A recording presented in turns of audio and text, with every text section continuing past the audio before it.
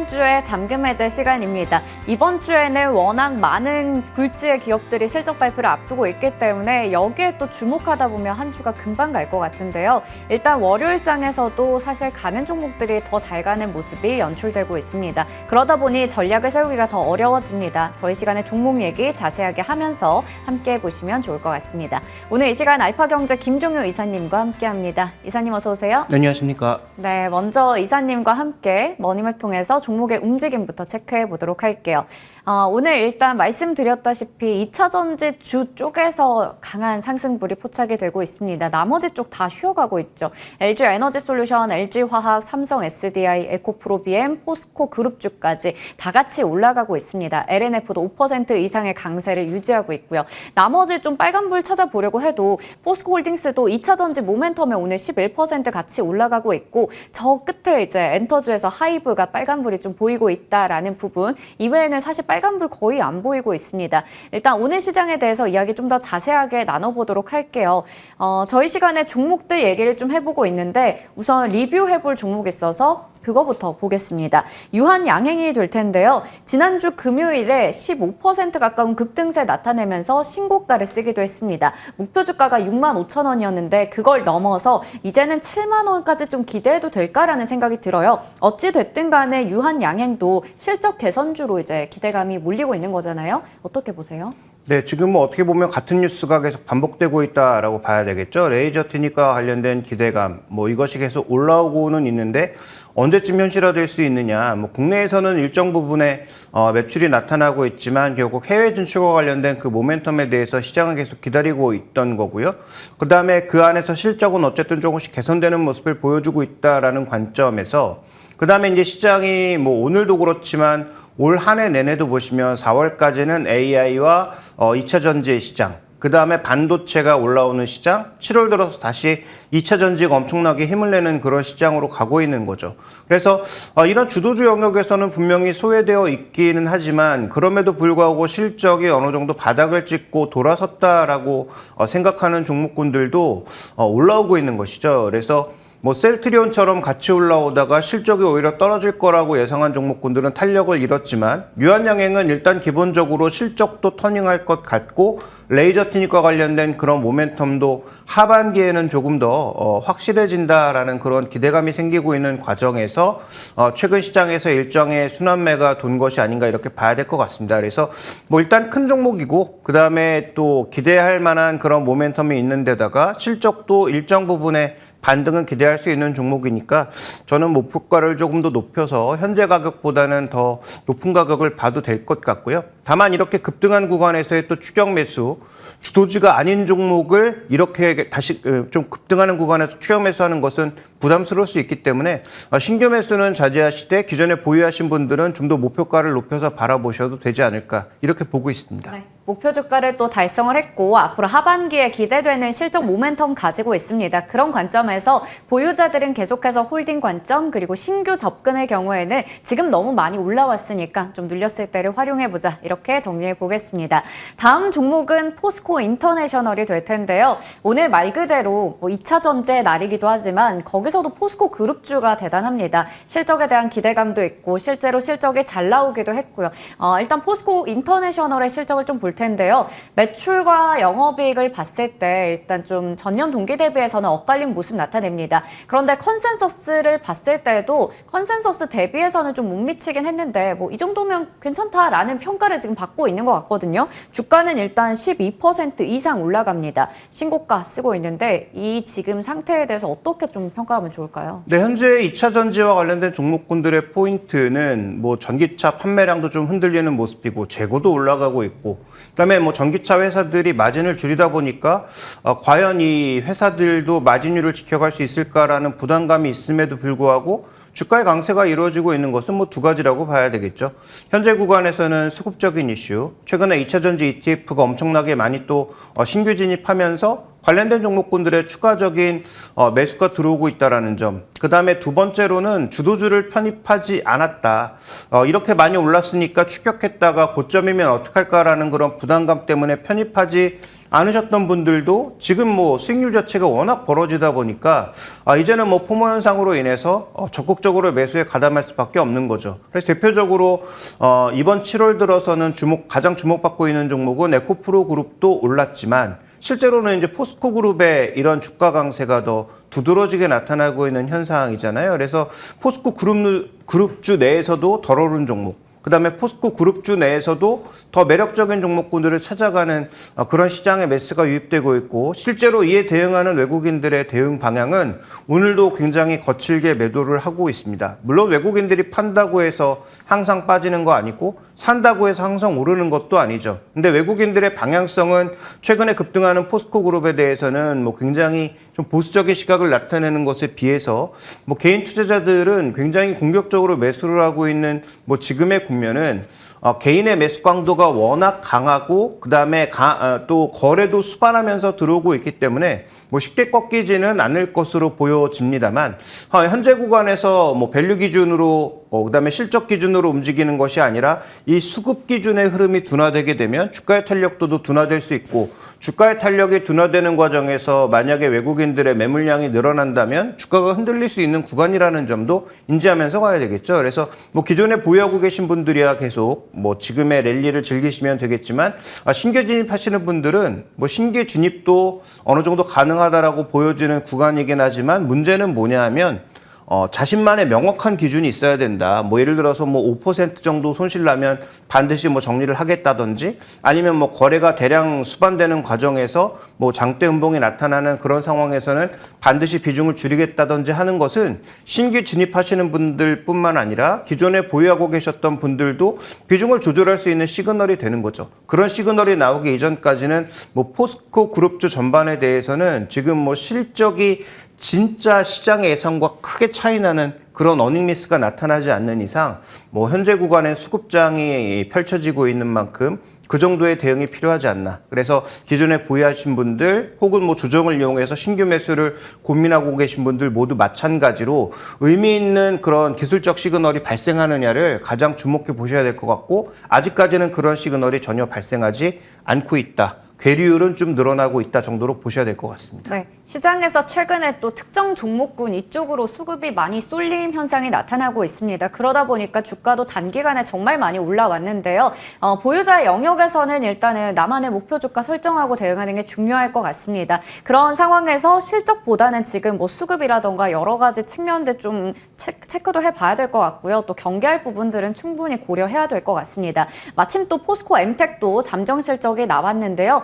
2분기 매출도 그렇고 영업이익도 전년 동기 대비해서는 감소한 것을 확인할 수 있습니다. 하지만 앞서 봤던 인터내셔널처럼 오늘 실적의 영향을 그리 크게 받지 않고 있죠. 오히려 반대로 역시 7% 이상 올라가고 있는데요. 저희가 앞서 포스코 그룹에 대해서 자세하게 얘기 나눠봤기 때문에 여기까지 체크해 보도록 하겠습니다.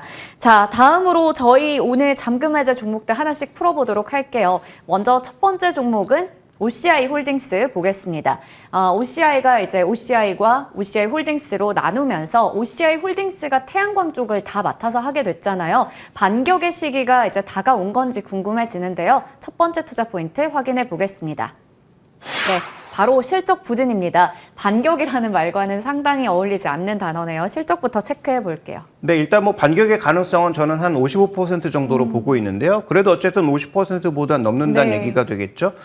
일단 뭐 부진한 이유부터 살펴보시면 뭐 실적을 정확하게 이제 봐야 알겠지만, 왜냐하면 또 분할한 이후에 처음 실적 발표하는 거니까 실적의 추이가 어떻게 나타나는지를 확인은 해봐야 되겠지만, 이게 이제 핵심 포인트라는 거죠. 중국의 생산 능력 대비해서 엄청나게 많은 양이 공급되기 시작하면서 모듈 수요를 넘어서는 저 초과 공급량 자체가 결국은 가격을 끌어내렸고, 이 종목의 실적은 뭐 다 아시는 것처럼 가격에 절대적으로 연동돼서 갈 수밖에 없는, 네. 폴리실리콘 가격이 연동돼서 갈 수밖에 없는 그런 상황이다 보니까 현재 구간에서는 좀처럼 뭐 주가의 반등이나 아니면 의미 있는 어떤 주가 반등을 얘기하기가 굉장히 어려운 측면으로 갔던 거죠.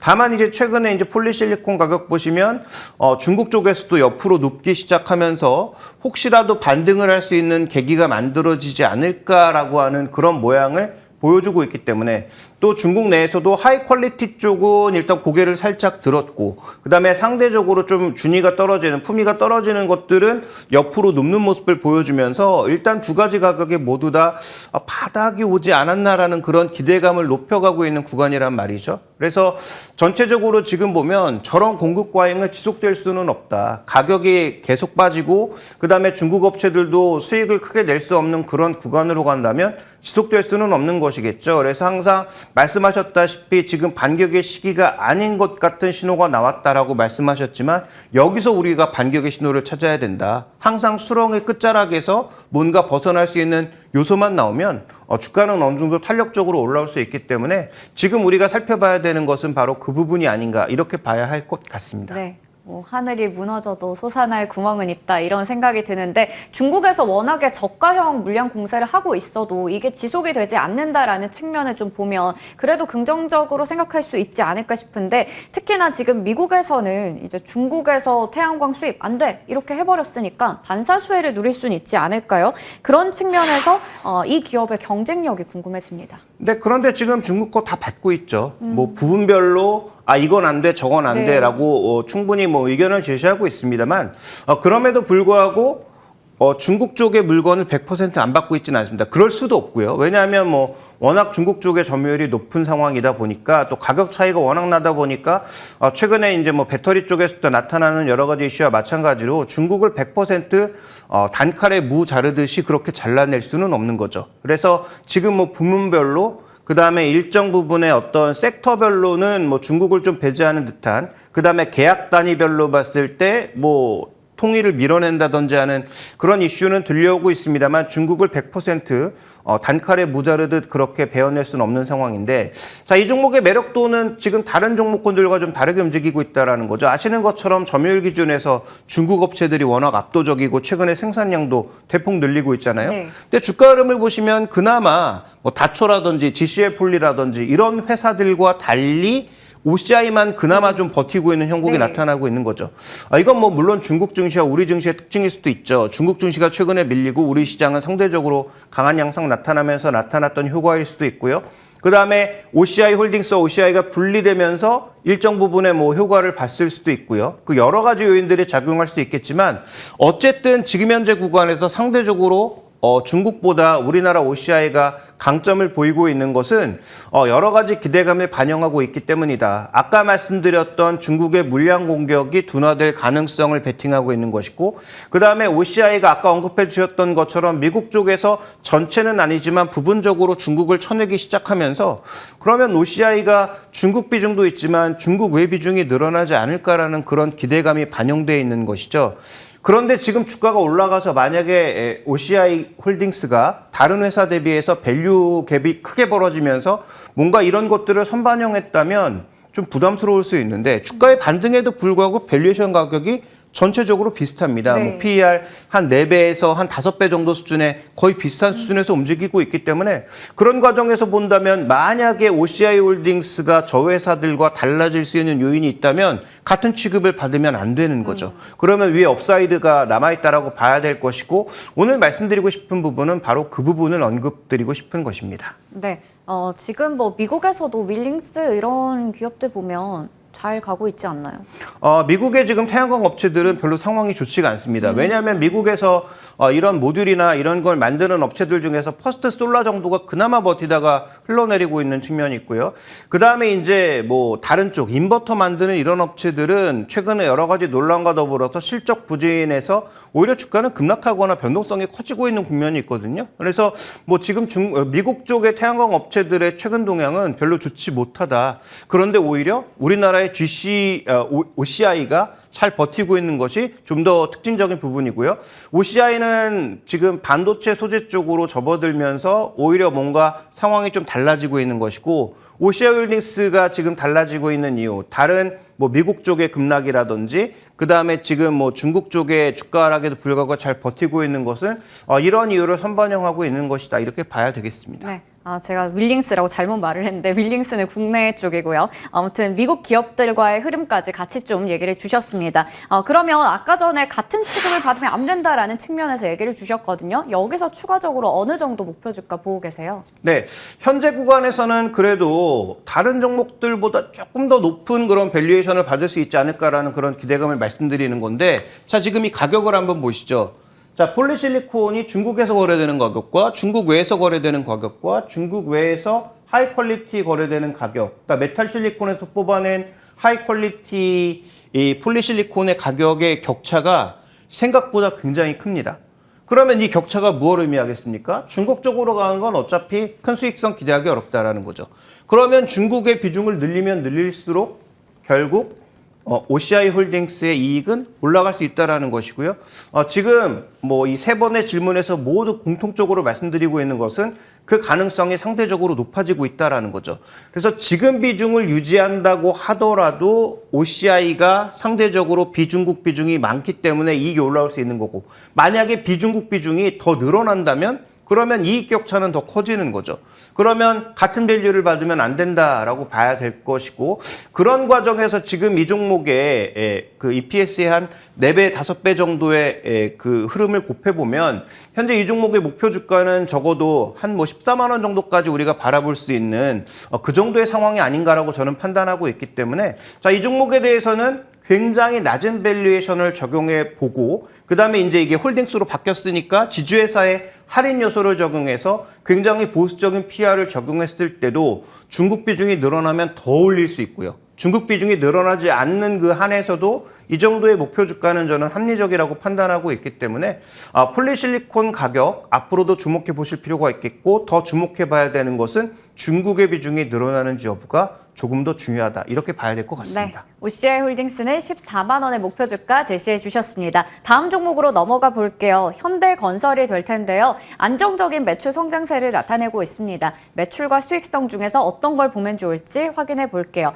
첫 번째 투자 포인트, 양호한 매출을 짚어보겠습니다. 네, 자, 이 종목 그 두 가지가 지금 호재 악재로 작용할 수 있는 부분입니다. 네. 매출은 분명히 잘 나오고 있는데 수익성은 예전 대비 많이 떨어졌다라는 거죠. 그래서 준비된 그림 보시면 지금 이게 해외 부분이거든요. 해외 부분 올해 수주 목표가 지금 보시는 것처럼 10조 원이었습니다. 그런데 지금 현재 1분기, 1분기가 아니죠. 상반기가 끝나니까 11조가 나왔단 말이죠. 그러니까 올해 목표가 10조인데 해외 쪽에서는 11조가 나왔단 말이죠. 그러면 벌써 상반기 만에 올해 해외 수주 목표는 달성해버린 겁니다. 그런데 앞으로 사우디 물량이 추가적으로 더 남아있고 그 외 해외 물량들도 더 남아있는 거죠.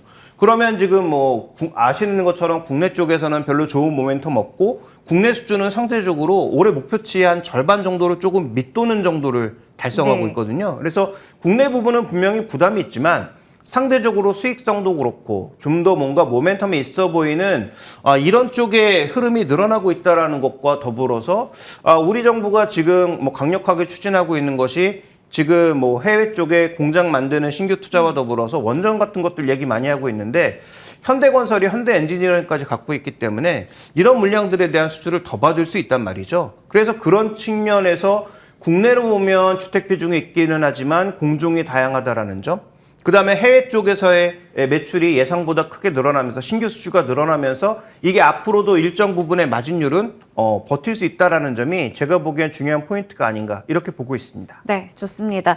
매출 측면에서는 충분히 긍정적인 해외 수주 소식들이 들리긴 하는데 앞서 얘기 드렸듯이 이익률이 낮아요. 네, 여러 가지 변수들 때문에 그런 것으로 보고 있는데요. 먼저 준비된 그림을 확인해 보시면 지금 작년 같은 경우에 거의 2% 초반대 정도의 마진율이었거든요. 네. 근데 이게 이제 올해도 올라가 봐야 조금이라는 거죠. 그러면 2013년부터 18년까지 평균적으로 5% 내외 정도의 마진율을 보였는데, 이게 지금 반토막 난 상황인데 내년까지 적용한다고 봐더라도 전망이 맞다는 전제하에서 그렇게 크게 개선되지 않는 상황입니다. 그러면 우리가 이걸 보고 이 회사에 대해서 부정적으로 봐야 되느냐가 거의 포인트가 되겠죠. 근데 저는 그렇지 않다.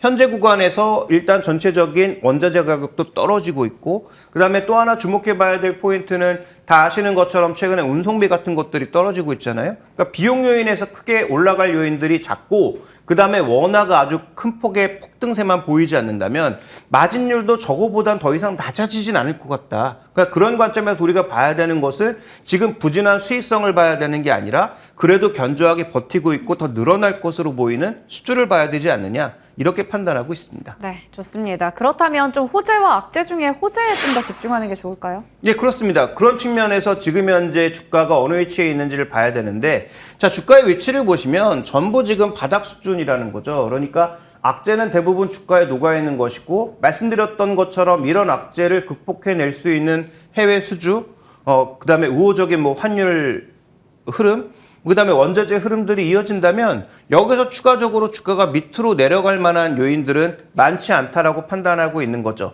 다만 최근 건설업종의 여러 가지 우려와 국내 시장에서의 우려, 그다음에 지금 해외 오피스 시장에서의 우려 이런 것들을 적용해 봤을 때 아주 높은 목표 주가를 말씀드리긴 어려울 것 같고요. 올해 보수적인 실적 대비해서 한 4만 원대 중반 정도의 가격이 저는 그래도 합리적인 목표 가격이 아닌가라고 판단하고 있기 때문에 현재 가격보다는 그래도 업사이드 쪽의 움직임을 우리가 기대할 수 있겠다. 이렇게 말씀드리겠습니다. 네, 현대건설 목표 주가는 45,000원으로 얘기해 주셨습니다. 오늘 이렇게 해서 김종효 이사님과 이야기 마무리하도록 하겠습니다. 고맙습니다.